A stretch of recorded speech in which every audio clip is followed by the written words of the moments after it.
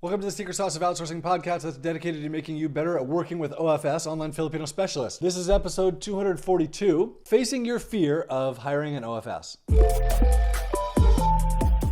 So one of my OFS, Julia, who you may hear from often, she helps me write my newsletter. She helps write my social media. She's really amazing. She is in the process of getting her driver's license, which she's in her 40s. And so I was surprised to learn that she's only just started learning to drive. And I hope you can see the picture here because her and her husband, who her husband also works for us, just bought a car. And that's a big deal in the Philippines. So Julia actually tried learning to drive when she was younger, but she crashed and that scared her and she refused to drive for many, many, many years and then didn't really have opportunity and now she has the chance to learn to drive again. So it was so daunting for her that she actually asked me for a week off so she could learn to drive all at once rather than learning to drive in little bits and pieces here and there. And of course I gave her the week off and she just spends a ton of time driving, which is really great for her. Now she gets to be the driver, not just be a passenger. The family also has a car to drive their daughter to school, who goes to kind of a high-end school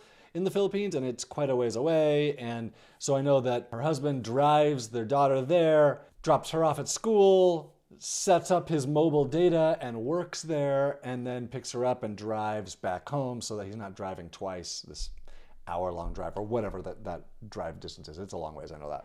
So Julia's driving a car is actually a really great analogy for getting over your fear of hiring an OFS. So if you tried to hire someone before, whether it was in the US or overseas or on Upwork or whatever, and it didn't work out, I get it. I did it. I've done it a lot of times. I mean, I hired 4 times in the US when I first started hiring and not one of them worked out. I hired in India. I hired on Upwork. I don't even know how many times I've hired on Upwork, and sometimes it works out and sometimes it doesn't.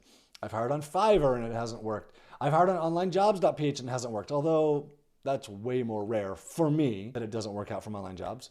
But the point is, I got scared and I got my butt back up again and I hired again. And just like Julia, she had to get up and drive again. And for you, you have to drive your business. If you're not willing to drive the business, you're just only willing to be a passenger. Whatever happens in the business is whatever's gonna happen because you're too busy answering emails. You're too busy talking to customers on the phone to work on your business and make a change that's actually gonna push the business forward. If you're not willing to drive the business forward, then you're just a passenger and you have to take whatever comes. And if growth comes, cool. If stagnation comes, fine. That's what you got for not driving. And part of driving is having the right help for your business. OnlineJobs.ph is where you find the people. OneVAOA.com is where I will walk you through the process of finding that amazing person that will fit in your business, that fits your personality, that will be loyal to you, that'll be honest and you can trust them.